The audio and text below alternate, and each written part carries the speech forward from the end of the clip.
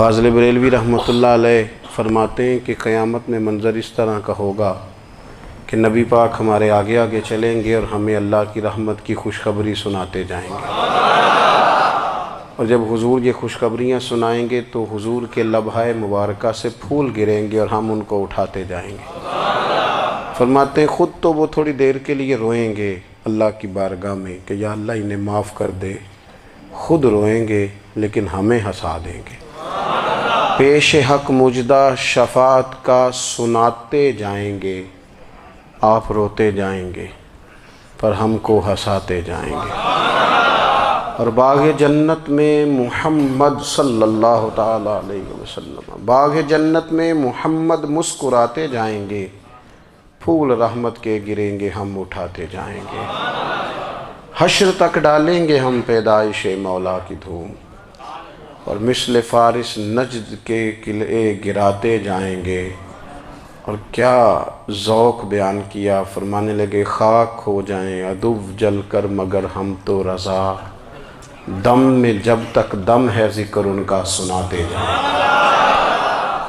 جب تک سانسوں کی ڈوری چل رہی ہے، دم میں جب تک دم ہے ذکر ان کا سناتے جائیں گے۔ اللہ تبارک و تعالیٰ نے ہمارے محبوب کریم علیہ السلام کو دنیا میں بھیجا تو فرمایا یا ایھا الناس قد جاءکم برہان من ربکم، اے لوگو تمہارے پاس تمہارے رب کی دلیل آ گئی ہے۔ اللہ تبارک و تعالیٰ نے محبوب پاک علیہ السلام کو سراپا دلیل بنا کے بھیجا۔ باقی انبیاء کرام علیہم السلام کے پاس بھی اپنی نبوت کے دلائل کے طور پر بے شمار معجزات تھے، اور حضور کریم علیہ السلام کے تو پورے وجود کو ہی اللہ نے معجزہ بنایا ہے۔ اور نبی پاک صلی اللہ تعالیٰ علیہ وآلہ وسلم کی نبوت کی دلیلیں، حضور کے رسالت کے مستحکم دلائل جگہ جگہ آپ کو ملیں گے۔ سب سے پہلی چیز تو یہ سمجھنے والی ہے کہ نبی پاک علیہ السلام نے جس چیز کو سب سے پہلے اپنی نبوت کی دلیل کے طور پر بیان فرمایا وہ حضور کا کردار ہے، سیرت ہے، عمل ہے، حضور کا لوگوں کے ساتھ رویہ ہے۔ نبی پاک علیہ السلام کی تبلیغ کے 3 دور ہیں۔ ایک تو حضور نے اپنے قول سے تبلیغ فرمائی ہے، وہ 40 سال کی عمر سے محبوب نے اعلان فرمایا اور تبلیغ کی۔ اور ایک نبی پاک صلی اللہ تعالیٰ علیہ وسلم بالواسطہ حضور کی تبلیغ ہے جو آج تک جاری ہے۔ امت کے علماء، مشائخ، مبلغین حضور کے دین کو آگے پھیلا رہے ہیں، تو دراصل یہ بھی تبلیغ رسول پاک علیہ السلام ہی کی تبلیغ۔ اور ایک حضور کی تبلیغ کا دور ہے، حضور کی پیدائش سے لے کر ولادت مبارکہ سے لے کر حضور علیہ السلام کے اعلان نبوت تک۔ اس دوران نبی پاک نے جو تبلیغ فرمائی ہے وہ اپنے کردار سے فرمائی ہے۔ عرب کا وہ معاشرہ جو بڑا میلا کچیلا گدلا ہو چکا تھا، جس کے اندر سراسر مادہ پرستی کا زور تھا، جس کے اندر لوگ انسانوں کی خرید و فروخت کرتے تھے، جس کے اندر بیٹیوں کو زندہ دفن کر دیتے تھے، جس کے اندر جو آدمی جتنا زیادہ مضبوط ہوتا تھا اتنا زیادہ لٹیرا بن جاتا تھا، اس معاشرے کے اندر رسول کریم علیہ السلام نے 40 سال گزارے، اور اس طرح گزارے کہ جو بیگانے بھی تھے وہ بھی کہا کرتے تھے یہ صادق ہیں، یہ امین ہیں۔ اور جب حضور نے اعلان نبوت کیا تو فرمایا، یہ قرآن مجید کے لفظ ہیں، فرمایا فَقَدْ لَبِثْتُ فِيكُمْ عُمَرًا مِّن قَبْلِهِ أَفَلَا تَعْقِلُونَ، میں تمہارے بیچ عمر کا ایک حصہ گزار چکا ہوں، تمہیں عقل نہیں ہے، شعور نہیں ہے۔ نبی کریم علیہ السلام نے اپنے کردار کو، اپنے عمل کو اپنی نبوت کی دلیل کے طور پر بیان فرمایا۔ وہ تو حضرت حلیمہ بھی فرماتی ہیں نا، جب میں نبی کریم علیہ السلام کو اپنے گھر لے گئی تو میرا اپنا بچہ بھی دودھ پیتا تھا، 2 میرے بیٹے ہو گئے، ایک میری یہ نسبی اولاد اور حضور میری رضائی اولاد۔ تو کہتی ہیں جب میں کریم محبوب علیہ السلام کو اپنے سینے سے لگاتی تھی تو حضور میرے ایک پستان سے دودھ پیتے تھے اور دوسرا اپنے بھائی کے لیے چھوڑ دیا کرتے تھے۔ یہاں سے رسول کریم علیہ السلام نے کردار کے ذریعے تبلیغ، اور پھر اعلان نبوت سے پہلے ایک تنظیم عرب کے جوانوں پر، عرب کے سرداروں پر مشتمل بنائی گئی، جس میں نبی کریم علیہ السلام نے بڑا حصہ لیا سرکار نے، اور بڑے اہم لوگوں کو شعور حضور نے عطا فرمائے، وہ اس جماعت کا فیصلہ تھا کہ ہم سارے جوان، سارے بڑے لوگ ملیں گے۔ یہ حضور کے اعلان نبوت سے پہلے کی بات ہے۔ ہم بڑے لوگ ملیں گے، کسی بڑے کو کسی چھوٹے پر ظلم نہیں کرنے دیں گے، کسی آدمی کو کسی غریب کا حق نہیں کھانے دیں گے۔ حضور علیہ السلام نے نا اپنی کردار سے، اپنے عمل سے، اور آپ کا جو عمل ہوتا ہے نا وہ اصل ہوتا ہے۔ ایک ہوتا ہے آپ کوئی بات کرتے ہیں اور ایک ہوتا ہے کہ آپ کوئی عمل کرتے ہیں۔ آپ جب عمل کرتے ہیں تو عمل کے ذریعے بھی لوگوں تک بات پہنچتی ہے کہ دراصل آپ کا اٹھنا بیٹھنا چلنا پھرنا کیا ہے۔ میرے رسول کریم علیہ الصلاۃ والسلام کا اٹھنا بھی ایک نبی کا، بیٹھنا بھی ایک نبی کا، بات کرنا بھی ایک نبی کا، معاملات زندگی کرنا بھی ایک نبی کا، لین دین کرنا بھی ایک نبی کا۔ ایک شخص کہتے ہیں میں نے اعلان نبوت سے پہلے حضور علیہ السلام سے کوئی چیز خریدی تھی اور میں نے عرض کیا تھا آپ یہاں تشریف رکھیں، میں پیسے لے کے آتا ہوں۔ میں 3 دن کے بعد آیا۔ دیکھو یہ بات کرنی کتنی آسان ہے، بولنی کتنی آسان ہے، پر 3 دن یہاں میرے بھائی کو کسی شخص کو 2 گھنٹے انتظار کرنا پڑ جائے تو لوگ کہتے ہیں الانتظار اشد من القتل، یہ تو قتل سے زیادہ تکلیف والا معاملہ ہے منتظر رہنا کسی کا۔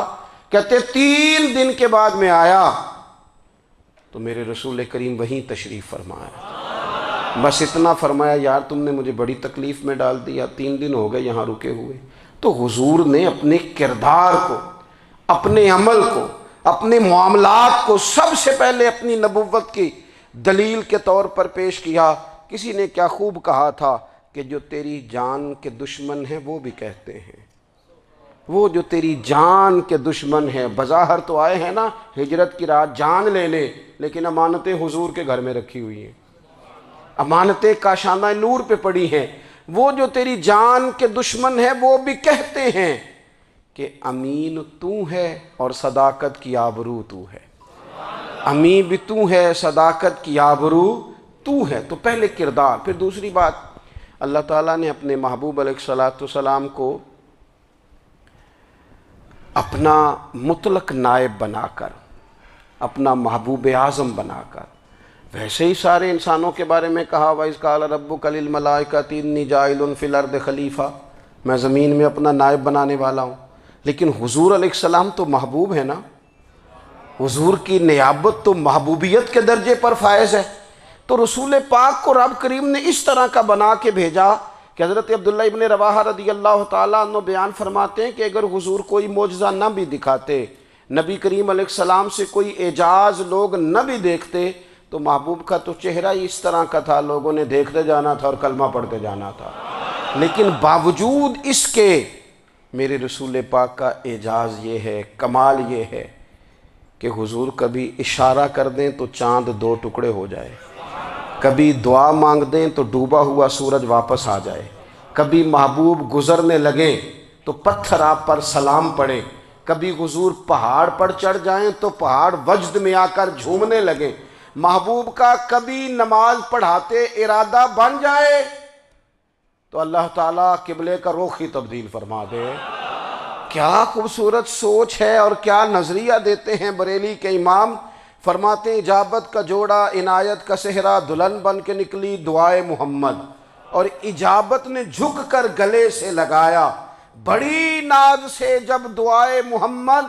دیکھو خدا کی رضا چاہتے ہیں دو عالم، خدا چاہتا ہے رضائے محمد صلی اللہ تعالی علیہ وسلم۔ اور ایک مقام پہ فرماتے ہیں نائب دست قدرت پہ لاکھوں سلام، نائب دست قدرت پہ لاکھوں سلام۔ تو اللہ تعالیٰ نے نبی پاک صلی اللہ تعالی علیہ وسلم کو جو اعجاز۔ پھر ایک اور بات، حضور امی ہیں، دنیا میں آ کر محبوب نے کسی سے پڑھا ہی نہیں۔ میرے محبوب نے جتنا پڑھا ہے رب کریم سے ہی پڑھا ہے۔ الرحمن علم القرآن خلق الانسان، رحمان نے قرآن سکھایا پھر انسان بنایا۔ اللہ تبارک و تعالیٰ کی بارگاہ کرم سے حضور نے لیا۔ رسول کریم امی ہیں، یہ بھی حضور کی نبوت پر ایک بڑی دلیل۔ دیکھو ایک ہوتا ہے کوئی آدمی بچپن سے کسی چیز سے شغف رکھے اور جب اس کی عمر بڑی ہو جائے تو کہتے ہیں اس کا تجربہ بڑا ہو گیا ہے، یہ پہلے کچھ شعر کہتا تھا، کوئی ادبی جملہ کہتا تھا، تو اب اس کی یہ کام کرتے کرتے عمر بڑی ہو گئی ہے تو رسوخ حاصل ہو گیا۔ 40 سال کی عمر مبارک تک نبی کریم نے ایک شعر بھی نہیں کہا۔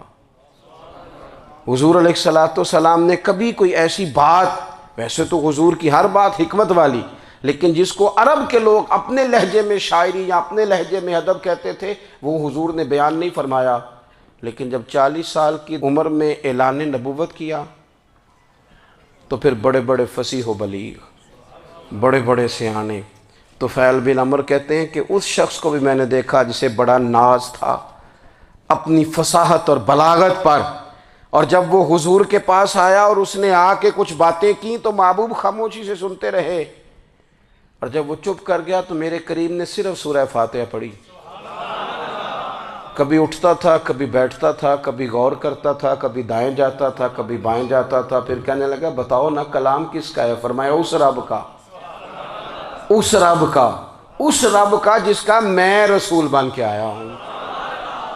نبی کریم صلی اللہ تعالیٰ علیہ وسلم امی ہیں، لیکن حضور نے کائنات کے رازوں سے پردے ہٹا دیے، نبی کریم نے جینے کے سلیقے بتا دیے، حضور نے ہر شخص کو اس کے مقصد حیات سے آگاہ کر دیا۔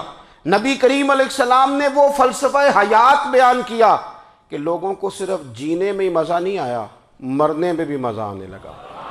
لوگ آگے بڑھ بڑھ کے جانیں پیش کرنے لگے، اپنی اولادیں قربان کر، جو فلسفیوں سے کھل نہ سکا اور نکتہ وروں سے حل نہ ہوا، وہ راز ایک طیبہ والے نے بتلا دیا چند اشاروں میں۔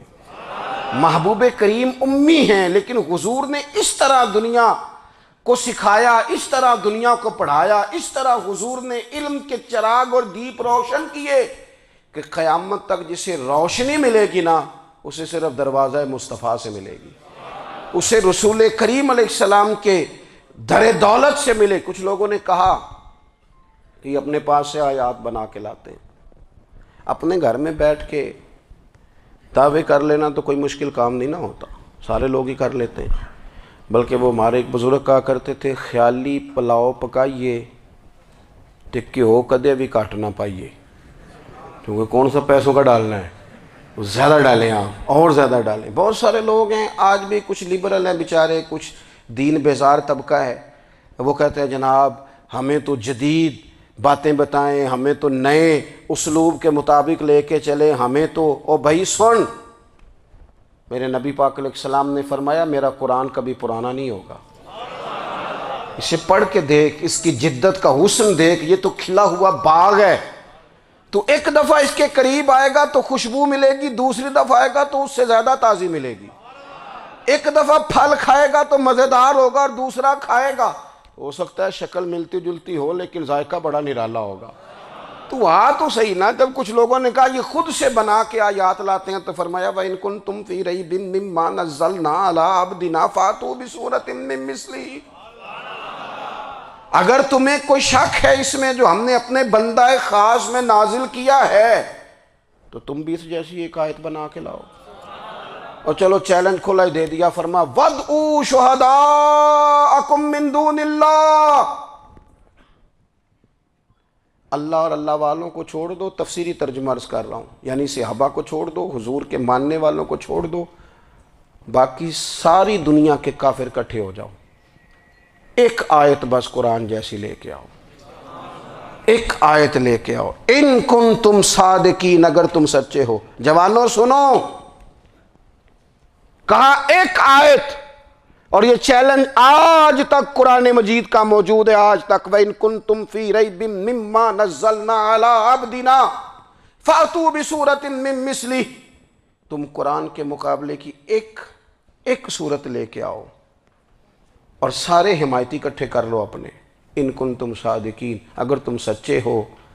جواب تو ادھر سے آنا تھا نا، لیکن کائنات کے رب نے جواب بھی خود دیا، فرمایا فَإِن لَّمْ تَفْعَلُوا وَلَن تَفْعَلُوا، اگر تم نہ لا سکے، اور فرمایا تم لا سکتے بھی نہیں، اگر تم نہ لا سکے اور تم لا سکتے بھی، نہ خنجر اٹھے گا نہ تلوار تم سے، یہ بازو میرے آزمائے ہوئے ہیں، وَلَن تَفْعَلُوا، تم لا بھی نہیں سکتے، فَاتَّقُوا النَّارَ الَّتِي وَقُودُهَا النَّاسُ وَالْحِجَارَةُ، پھر اس آگ سے ڈر جاؤ جس کا ایندھن آدمی اور پتھر ہے۔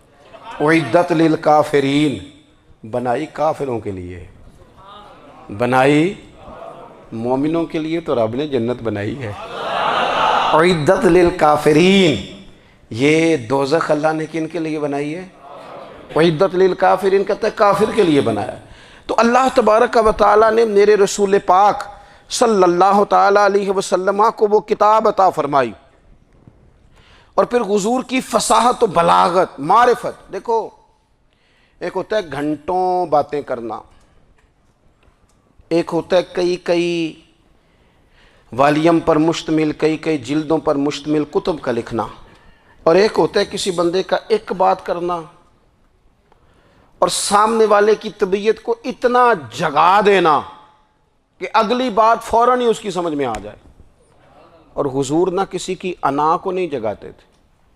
ہم بعض اوقات کسی سے خطاب کرتے ہیں، بات کرتے ہیں تو سامنے والے کی انا کو جگا دیتے ہیں، ٹھیس پہنچاتے ہیں، وہ کہتا ہے چل پھر تگڑا ہو جا میں بھی آیا۔ حضور انا نہیں جگاتے تھے، میرے نبی پاک ضمیر جگاتے تھے تاکہ وہ شخص فیض حاصل کر سکے، اسے کچھ ملے۔ نبی کریم کا جو انداز تکلم ہے وہ اس طرح کا ہوتا تھا کہ انسان خود بخود کھل اٹھتا تھا کہ مطلب یہ بات ہونے کیا لگی ہے، مطلب حضور کیا فرمانے لگے۔ نبی کریم صلی اللہ تعالیٰ علیہ وسلم، ایک دن محبوب کریم نے صحابہ کے بھی یہ حضور کی فصاحت و بلاغت دیکھے، فرمایا محبوب نے کتنا نادان ہے وہ شخص جو اپنے ماں باپ کو گالی دے۔ کھلی ہو گئی لوگوں کی آنکھیں، کان کھڑے ہو گئے کہ یا رسول اللہ کون ایسا بدبخت ہے جو ماں باپ کو گالی دے گا۔ اب جب سوالات ذہنی سطح پر پوری طور پر ابھر گئے نا، تو اب رسول کریم نے بات سمجھائی۔ یہ ہے فصاحت و بلاغت، تیرے آگے ہیں یوں دبے لچے فصحاء عرب کے بڑے بڑے، کوئی جان منہ میں زبان نہیں بلکہ جسم میں جان نہیں۔ یا رسول اللہ کون ایسا نالائق ہے جو ماں باپ کو گالی دے؟ اب جب ذہنی سطح یہاں تک ابھر آئی تو اب حضور نے سمجھایا، فرمایا جب تم کسی کے ماں باپ کو گالی دو گے نا تو وہ بھی تو جواب میں تمہارے ماں باپ کو دے گا نا، تو فی نفس ہی یہ تم نے خود ظلم کیا ہے اپنے ماں باپ پر۔ کیوں تم نے ایسا لہجہ اختیار کیا کہ جس سے سامنے والے کی انا جاگ جائے اور وہ تمہارے مقابلے میں آ کر کے کھڑا ہو جائے؟ کیوں تم نے اس طرح کے انداز اختیار کیے کہ جس سے سامنے والا بھی سارے پنجے کھڑے کر کے باہر نکل آئے اور کہے آ جاؤ پھر میں بھی میدان میں حاضر ہوں؟ رسول کریم کی فصاحت، بلاغت دیکھیں نا، حضور 2-4 جملوں میں ساری بات سمجھا جاتے ہیں۔ ایک حدیث پاک اگر ہماری سمجھ میں آ جائے، ایک روایت، نبی پاک صلی اللہ تعالیٰ علیہ وسلم نے فرمایا خوبصورت مسلمان وہ ہے جو بے مقصد باتوں کو چھوڑ دے۔ لو اس سے پوری زندگی سجائی جا سکتی ہے، ایک جملے سے پوری زندگی سواری جا سکتی ہے، کوئی لمبی چوڑی باتوں میں جانے کی ضرورت نہیں۔ کہا خوبصورت مسلمان یہ ہے جو بے مقصد باتوں کو چھوڑ دے، لا یعنی باتوں کو، کیا کہتے ہیں ہمارے دیہات کے لوگ، جڑے پنڈ جانا نہیں ادھر راہ پوچھنے دی۔ لیکن آج کل لوگ باز آندے، یعنی جس بات کا بالکل تعلق نہیں نا وہ بات بھی کرتے جاتے ہیں، جس کا شعبہ ہی نہیں وہ بھی چھلانگ لگا کے اس میں آ جاتا ہے۔ ہم اپنا وقت ضائع کرتے ہیں، اپنی صلاحیتیں ضائع کرتے ہیں، اپنا نقصان کرتے ہیں۔ ہم اپنا کام صحیح کر کے نہیں کرتے اور دوسری ساری دنیا کو ٹھیک کرنا چاہتے ہیں۔ او بھائی آپ جس جگہ جس شعبے سے تعلق رکھتے ہیں آپ اپنے معاملات میں مضبوطی پیدا کریں۔ حضور نے اپنی فصاحت کے ساتھ، بلاغت کے ساتھ لوگوں کو قائل کیا، اور قرآن مجید کی تاثیر کا یہ اثر میرے کریم رسول نے دکھایا کہ رات کو جب حضور بیٹھ کے قرآن پاک پڑھتے تھے نا، جب یاسین والے نبی خود یاسین کی تلاوت کریں، جب طٰہٰ والے محبوب خود طٰہٰ کی تلاوت کریں، غور کرو نا، جب مدثر والے محبوب خود ان جملوں کو ادا کریں، یعنی جن کے بارے میں آیت آئی ہے جب وہی یہ آیت پڑھیں کہ اِنَّا أَعْطَيْنَاكَ الْكَوْثَرَ، یعنی جن کا ذکر ہو رہا ہے جب وہ یہ بات کریں کہ یا ایھا النبی انا ارسلناک شاہدا ومبشرا ونذیرا لتؤمنوا باللہ ورسولہ وتعزروہ وتوقروہ وتسبحوہ بکرۃ واصیلا، جن کے بارے میں آیت آئی ہے جب وہ یہ کہہ رہے ہوں کہ ورفعنا لک ذکرک، جب وہ کہہ رہے ہوں والضحیٰ واللیل اذا سجا، ذرا اس کیفیت کو دیکھیں جب محبوب خود پڑھ رہے ہوں، اور جو حضور پر آئی ہیں اس کا ذائقہ، اس کا لطف، اس کا انداز بھلا کیا ہوگا۔ حضور جب رات کو پڑھتے تھے نا قرآن پاک، تو جو پکے کافر تھے نا، ابو جہل جیسے لوگ، وہ بھی جھاڑیوں میں چھپ چھپ کے مدینے والے کی تلاوت سنا کرتے تھے، حضور کی تلاوت سنا کرتے تھے۔ یہی بہتر ہے کہ پردوں میں وہ پردہ پوش رہے، وہ اگر پردے ہٹا دے تو کسے ہوش رہے۔ رسول کریم علیہ السلام کی تلاوت کا سننا، قریب جانا، یہ اعجاز ہے۔ حضرت فاروق اعظم کہتے ہیں میں طبیعت کا بڑا ڈاڈا تھا، مزاج کا بڑا سخت تھا، زندگی ہمیشہ ڈٹ کر گزاری، باتوں پر کھڑا رہنا آتا تھا، پر جب میری بہن نے مجھے چند آیتیں سنائی نا تو میں تڑپ ہی گیا۔ کروں آیا سا مار مقامنے نو، ہن مینو مار دے لے چلو، اوے متے عمر دی عمر برباد ہو جائے، جتھے عمر سوار دے لے چلو۔ یہ اعجاز ہے رسول کریم صلی اللہ تعالیٰ علیہ وسلم پر نازل ہونے والی کتاب کا۔ پھر حضور نے خبریں دی، نبی پاک نے خبریں دی۔ حضور نے فرمایا روم فتح ہوگا، وہ ہوا۔ نبی کریم علیہ السلام نے فرمایا شام فتح ہوگا، تو شام فتح ہوا۔ فرمایا ایران فتح ہوگا، تو ایران فتح ہوا۔ سراقہ بن مالک کہتے ہیں ایک گاؤں پر بھی مسلمانوں کی حکومت نہیں تھی، ایک گاؤں پر۔ حضور مکہ مکرمہ سے نکل رہے تھے، مدینہ طیبہ تشریف لے جا رہے تھے، ابھی راستے میں تھے، میں 100 سرخ اونٹوں کے لالچ میں معاذ اللہ حضور کو گرفتار کرنے پہنچ گیا۔ محبوب نے حکم دیا، حضور کا معجزہ میں نے آنکھوں سے دیکھا، میرا گھوڑا زمین میں دھستا چلا گیا، میں نے معافی مانگی، حضور نے معاف کر دیا۔ میں نے سمجھا اچانک ہو گیا ہے۔ یہ منوانا بھی بڑا مشکل کام ہے۔ شجر و حجر پہچان گئے، انسان کی نظروں میں شاکی رہا۔ یہ کچھ ایسے لوگ ہیں جن کو منوانا توبہ توبہ، ماننے کو تیار نہیں، دیکھ دیکھ کے بھی ماننے کو تیار ہے نہیں، ماننے کو تیار ہی نہیں۔ کہتے ہیں کہ میں نے پھر چاہا آگے بڑھنا، تو پھر زمین کے اندر میرے گھوڑے کے پیر دھنسنے لگے، پھر معافی مانگی۔ کریم تیرے معاف کرنے کی ادا پہ بھی قربان جائیں۔ یہ نہیں فرمایا کہ تو بار بار یوں ہی کرتا ہے، فرمایا معافی مانگتا ہے، جا میں نے معاف کیا۔ کہتے ہیں 3 دفعہ میں آگے بڑھا، 3 دفعہ حضور نے معاف کیا، تو مسکرا کے فرمانے لگے تو یہاں مجھے گرفتار کرنے آیا ہے، وہ کیسر روم کا علاقہ فتح ہوگا۔ وہ کنگن جو پہنتا ہے نا ہاتھوں میں، بادشاہ کے کنگن معروف ہیں، وہ تیرے ہاتھوں میں آئیں گے۔ اللہ کرے آپ سمجھیں۔ یہ جو لوگ ڈری ڈری سہمی اور ہمارے بچے مایوسی کی معاذ اللہ باتیں کرتے ہیں، وہ دیکھیں حضور کس طرح کی گفتگو فرماتے ہیں۔ ابھی ایک گاؤں پر بھی اسلام کی حکومت نہیں، لیکن حضور کا خبر دینے کا انداز۔ کریم فرمانے لگے وہ کیسر روم کے جو کنگن ہوں گے وہ تیرے ہاتھوں میں آئیں گے۔ جناب سراقہ بن مالک فرماتے ہیں کہ میں مسلمان ہو گیا، حضور کا وصال ہو گیا، کنگن نہیں آئے۔ حضرت ابوبکر صدیق کا وصال ظاہری ہو گیا، کنگن نہیں آئے۔ جناب عمر کا دور آ گیا، سراقہ بوڑھے ہو گئے۔ کوئی بندہ پوچھتا نا کہ اب تو عمر ڈھل گئی ہے، زندگی کا پتہ نہیں، کہنے لگے نہیں میں نہیں جاتا، جب تک کنگن نہیں آتے اسرائیل کوئی نہیں آئیں گے، کیونکہ ساڈے نبی دی زبان ساڈے واسطے قرآن۔ جو دن کو کہہ دیا دن ہے تو دن نکل آیا، جو شب کو کہہ دیا شب ہے تو رات ہو کے رہی، اور خدا نے ان کی زبان کو وہ اختیار دیا، جو نکلی منہ سے ان کے وہ بات ہو کے رہی۔ اور فاضل بریلوی کا تو انداز ہی پھر انوکھا ہے نا، وہ تو کہتے ہیں وہ زبان جس کو سب کن کی کنجی کہیں، جس کو سب کن کی کنجی کہیں، اس کی نافذ حکومت پہ لاکھوں سلام۔ کہنے لگے نہیں آتے حضرت اسرائیل، فکر نہ کرو، بوڑھے ہو گئے تھے، نکلنا گھر سے بند کر دیا تھا، حضرت عمر کا دور تھا، کنگن آ گئے۔ حضرت فاروق اعظم نے ان کے پوتوں سے، نواسوں سے، بچوں سے کہا جاؤ بلا کے لاؤ، کا دادا جان بوڑھے ہیں، فرمایا تم کان میں کہہ دینا کنگن آ گئے، پھر تم دیکھنا تو صحیح۔ پھر حضرت سراقہ آئے، حضور نے جو خبریں دیں، نبی پاک علیہ السلام نے جو گزشتہ قوموں کے احوال بیان کیے، اور پھر میرے نبی پاک علیہ السلام نا دنیا میں عزتیں دینے آئے۔ عزتیں، یہ مزاج ہمیں کم کرنا چاہیے۔ یہ جو ہم ساری زندگی اس کام میں لگا دیتے نا کسی کو نیچا کیسے دکھانا ہے، یہ انداز حضور نے نہیں ہمیں دیا۔ اب دیکھو حضور تشریف لائے تو ہمیں پتہ چلا کہ حضرت یوسف جیسا سونا کوئی نہیں، حضور تشریف لائے تو ہمیں پتہ چلا کہ حضرت داؤد جیسی خوبصورت آواز کسی کی نہیں، حضور تشریف لائے تو ہمیں پتہ چلا کہ جناب عیسیٰ علیہ السلام کا فقر اختیاری کس طرح کا تھا، محبوب تشریف لائے تو ہمیں پتہ چلا کہ حضرت موسیٰ کا جلال کس طرح کا تھا۔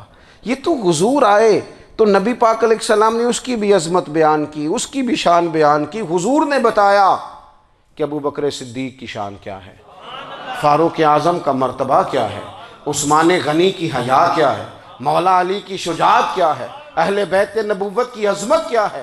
حضور آئے عزتیں دینے، ماں کو عزت دی مدینے والے رسول نے، کہا جس کا باپ راضی ہو گیا اس کا رب راضی ہو گیا، فرمایا جو 2 بیٹیاں 3 بیٹیاں 4 بیٹی بہنیں یا 1 بیٹی یا بہن بیاہ کے آ گیا نا، اس طرح میری 2 انگلیاں جڑی ہوئی ہیں میرے ساتھ جڑ کے جنت میں جائے گا۔ رسول کریم صلی اللہ تعالی وسلم نے عزت دی، حضور عزتیں دینے، کوئی اعزاز نہیں، ان پڑھ بندہ ہے، سادہ ہے، غریب ہے، مزدوری کرتا ہے، ہاتھوں پہ چھالے، یا رسول اللہ اس کا بھی کوئی اعزاز ہے؟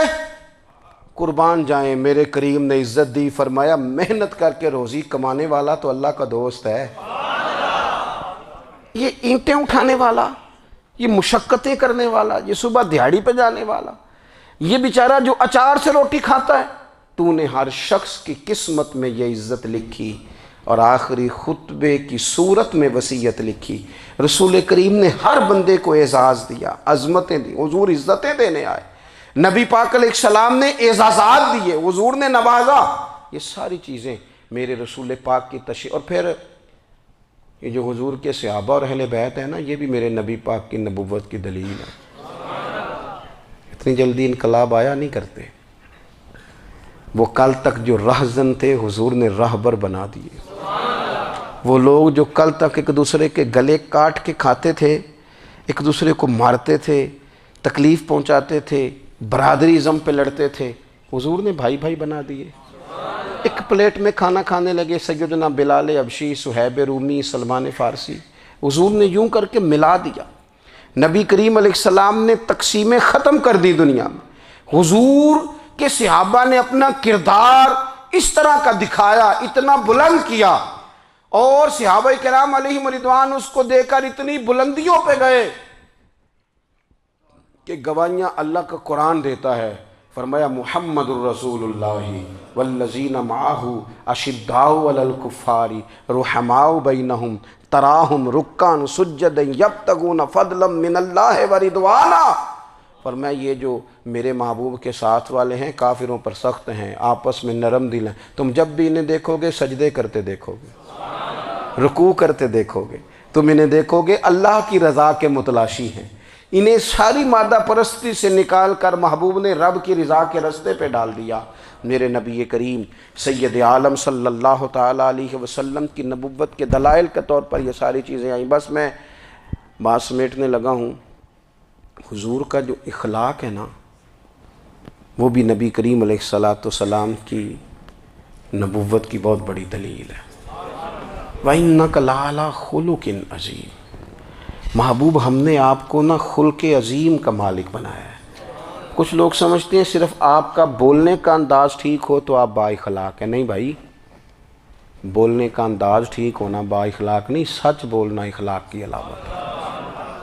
آپ کا حق بات کرنا اخلاق ہے، آپ کا صحیح گواہی دینا اخلاق ہے، آپ کا اللہ تعالیٰ کی طرف سے آزمائش آنے پر صبر کا مظاہرہ کرنا اونچا اخلاق ہے۔ رب نعمت دے تو آپ کا وجود ڈھلتا جائے شکر میں، یہ اخلاق ہے۔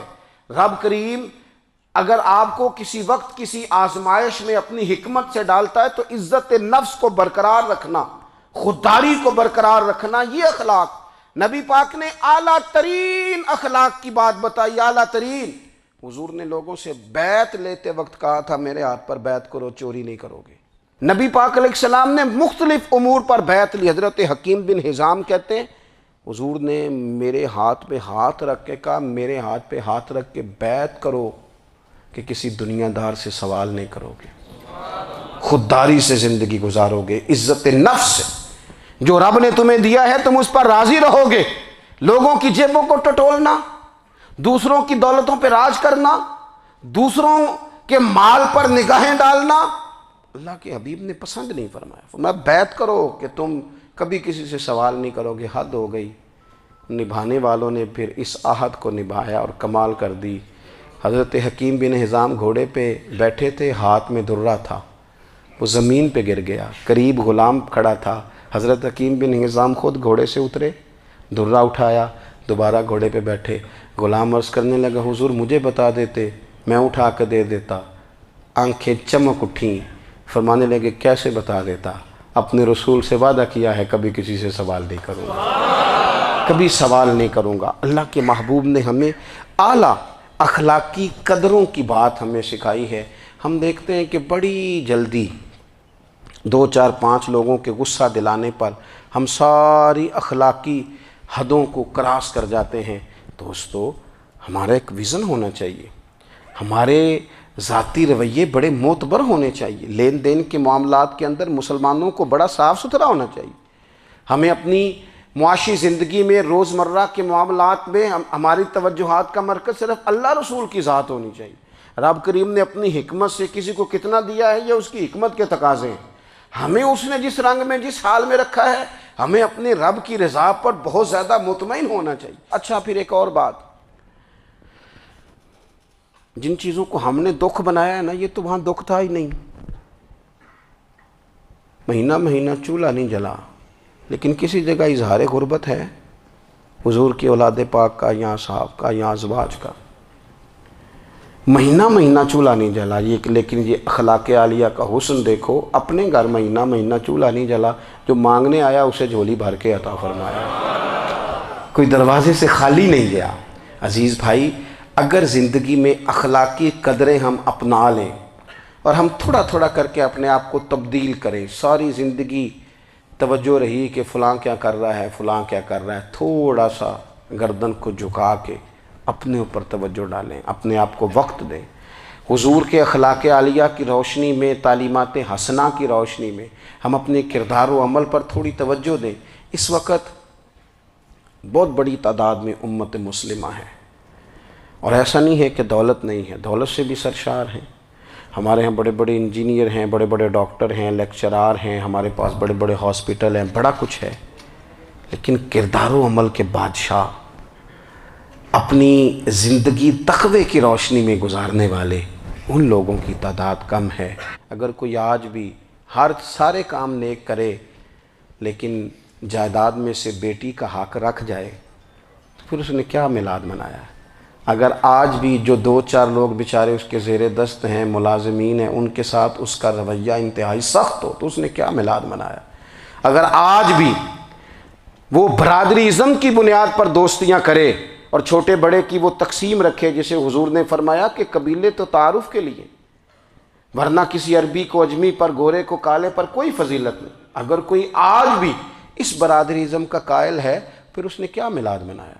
اگر کوئی شخص آج بھی اپنے آپ کو مادہ پرستی میں پوری طرح دھکیل چکا ہے اور رضا الہی کا مسافر نہیں بنا تو اس نے کیا میلاد منایا؟ اپنی طبیعتوں میں روحانی تبدیلی اور وہ خاص افکار جو حضور اپنے غلاموں میں پیدا فرماتے ہیں، ان افکار کو پیدا کرنا، سوچوں کو بدلنا، سوچوں کو، نظریات کو بدلنا، اپنے روزمرہ کے معاملات کا جائزہ لینا کہ ہم کس طرح آگے بڑھ سکتے ہیں اور کس طرح ہم ایک بہترین امتی اور ایک بہترین مسلمان بن سکتے ہیں، اس پر توجہ دینا، یہ میلاد ہمیں سبق دیتا ہے۔ اللہ تعالیٰ مجھے اور آپ کو عمل کی توفیق عطا فرمائے۔ آخر دعوایا ان الحمدللہ۔